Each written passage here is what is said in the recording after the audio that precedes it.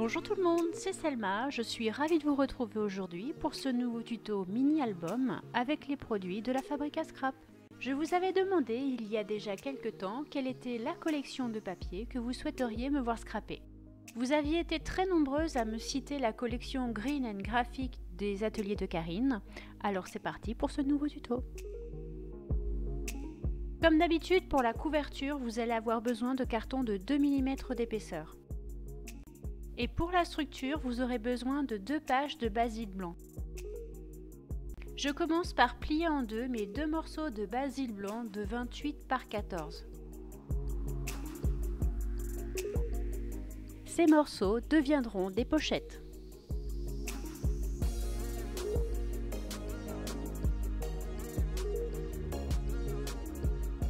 Dans le morceau de 30 par 14, avant de les plier, j'ai tracé mes repères, un à 14 cm, un deuxième à 7 cm de celui-ci.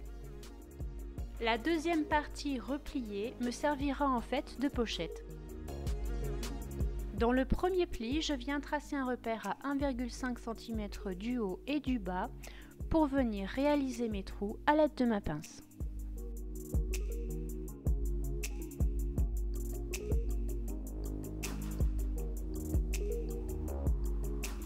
Je positionne maintenant du double face pour réaliser la fermeture de mes pochettes. Dans un premier temps, je ferme mes 2 morceaux de 30 par 14, puis je réalise la même chose sur la petite pochette de 7 par 14. Je fermerai mes pochettes à la dernière minute, car pour scraper, c'est plus facile de travailler à plat. Je fais passer tout de suite ma ficelle dans les trous. Alors je le fais maintenant car en fait il m'est déjà arrivé de fermer les pochettes et d'avoir oublié de passer la ficelle et du coup de ne pas pouvoir attacher mes pages à l'album. Vous avez pu le voir au tout début de la vidéo, j'ai sélectionné plusieurs planches de tampons et ces tampons là je trouve qu'ils se prêtent facilement à la colorisation. Alors j'ai sorti ma boîte de Copic et je me suis fait plaisir.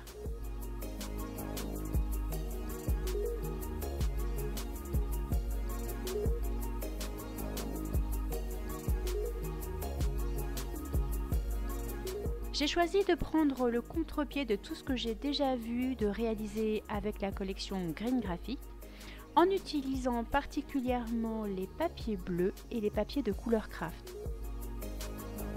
Je vous montre maintenant comment j'ai réalisé une de mes pages. J'ai décidé d'utiliser comme fil conducteur dans ce mini le Dies Joli Casier. Il sera présent dans tous les fonds de page. Mais je vais aussi utiliser les éléments de l'intérieur des petits casiers séparément. Vous voyez ici le petit feuillage sous une étiquette.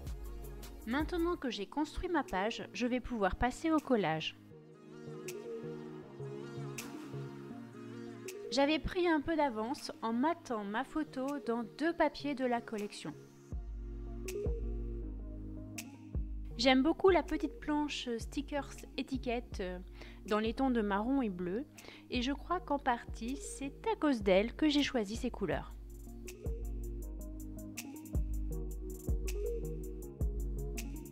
Je finalise mon collage avant de passer à mon fond de page. Si vous me suivez, vous savez que j'aime beaucoup, grâce à la Versafine noire et grise, réaliser des fonds de page avec du tamponnage. Mais cette fois, j'avais envie de vous montrer quelque chose d'un petit peu différent et de vous montrer juste des fonds avec des taches. J'aime bien utiliser les encres E-Ink de chez Aladdin car elles sont très concentrées, aquarellables et donc vous pouvez les diluer comme vous voulez. J'avais envie de réaliser les taches qu'à l'intérieur de mon die, donc j'ai couvert tout le reste avec du papier brouillon. Mes taches sont donc bleu indigo et marron. Je peux maintenant coller mes petites décorations que j'ai colorisées tout à l'heure. Comme il y a plusieurs épaisseurs de papier, j'utilise de la mousse 3D pour réaliser mon collage. C'est très simple et le plus long, c'est de retirer le petit morceau de papier plastique de l'autre côté. J'ai réalisé cette fois ma charnière dans un morceau de cuir tissu. Je ne sais pas trop comment l'appeler autrement, c'est un papier que j'ai trouvé à Creativa à Rouen la dernière fois que j'y suis allée et en fait c'est quelque chose d'épais et de très souple à la fois. Je vous ai donné toutes les dimensions nécessaires pour réaliser la charnière, mais alors sachez que ce tissu papier cuir, je ne sais pas trop comment le définir, a été une vraie galère à coller, mais vraiment une grosse galère. J'ai dû attendre toute une nuit pour que la charnière extérieure soit sèche et environ 2h30, 3h pour que les rembords soient aussi secs. J'ai dû utiliser du poids pour que mes rembords tiennent en fait, pour que la colle puisse prendre.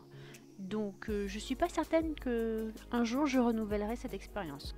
J'ai eu un vrai coup de cœur quand je l'ai acheté et j'ai trouvé qu'avec les papiers bleus de la collection, ça se mariait vraiment très bien. Alors c'est à cette étape-là que commence vraiment la galère. Parce qu'en fait, il ne tient pas du tout. J'ai vraiment dû le tenir un sacré moment et puis après à mettre tout le poids que j'ai trouvé pour le faire coller. Vous avez donc la dimension de la charnière intérieure. Et pour le coller, j'ai décidé, comme c'est assez épais en matière, de retirer en fait le petit morceau qui se trouve dans la pliure pour essayer de faire en sorte qu'il puisse bien se fermer et s'ouvrir. Et franchement, j'ai eu raison car je suis pas certaine que j'aurais pu le fermer sinon. Comme d'habitude, j'ai procédé par étapes. Et là, j'ai mis une double dose de colle et je l'ai tout de suite mis sous du poids pour que le collage reste bien en place. J'avais l'impression qu'à chaque fois que je travaillais bien la fente, il revenait à sa place d'origine. En réalité, je pense que cette étape m'a pris environ une demi-heure. De toute façon, il était inconcevable pour moi de briser l'harmonie des papiers que j'avais sélectionnés en mettant ma charnière intérieure d'une autre couleur ou avec un autre papier.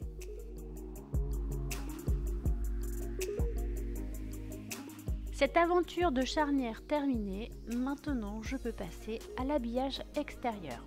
Alors comme d'habitude, j'ai encollé mon carton avec de la colle blanche à pH neutre que j'achète dans les magasins d'encadrement. Puis après, je l'étale au pinceau. Et enfin, je viens positionner mon papier, je laisse sécher et je découpe.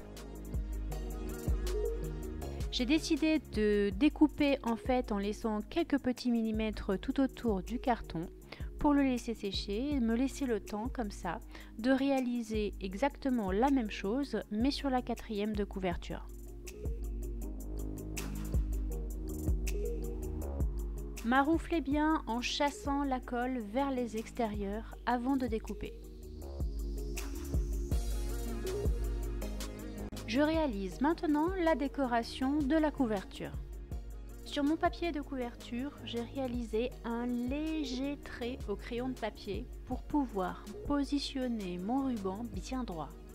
Je l'encolle car je souhaite faire la déco par-dessus le ruban. La déco de la couverture est vraiment très simple et facilement réalisable. Je finis donc mon petit collage.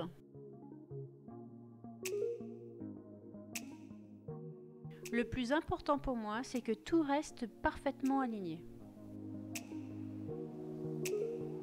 J'ai décidé de poser sous mon die cut 2 petits œillets noirs de la marque Fiskars. Alors je précise la marque car ça a toute son importance pour la suite. Je perce donc la couverture avec la crocodile à 2 cm. Je positionne maintenant mes œillets dans les trous. Je vous précise aussi que mon trou passe dans le ruban que je viens de coller. Je retourne ma couverture pour venir écraser le reste de mes petits œillets. Alors c'est pour ça que je vous disais des Fiskars, parce que les Fiskars, ils sont dentelés au bout, ce qui fait qu'ils sont vraiment très faciles à poser pour les débutantes. Je passe maintenant ma cordelette de lin pour me donner une idée de l'épaisseur. Je fais 3 passages avec la cordelette.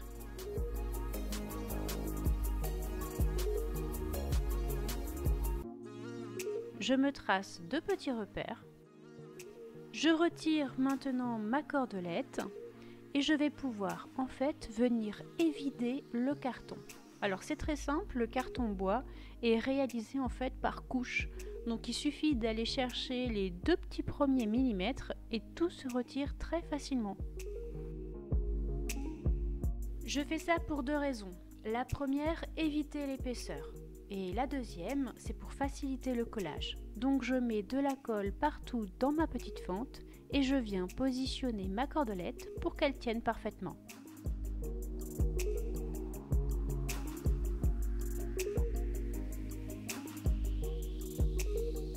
Je m'assure que rien ne dépasse et j'appuie bien avec le plioir pour que tout rentre parfaitement dans la fente.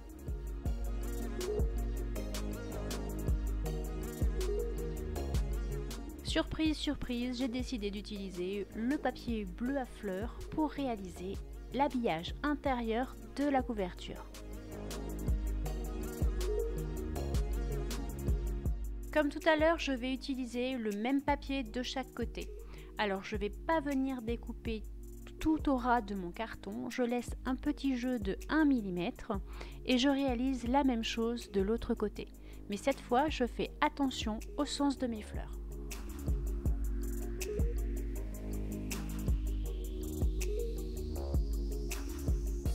Une fois le papier bien sec, je pourrai découper au ras de mon carton.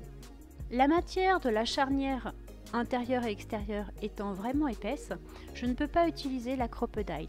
Donc, j'ai ressorti mon vieil outil pour faire les trous. J'ai réalisé donc 2 trous en haut, 2 trous en bas dans ma charnière. Et je vais faire passer 2 pages dans chaque trou. J'essaie de réaliser mon nœud le plus près du trou possible.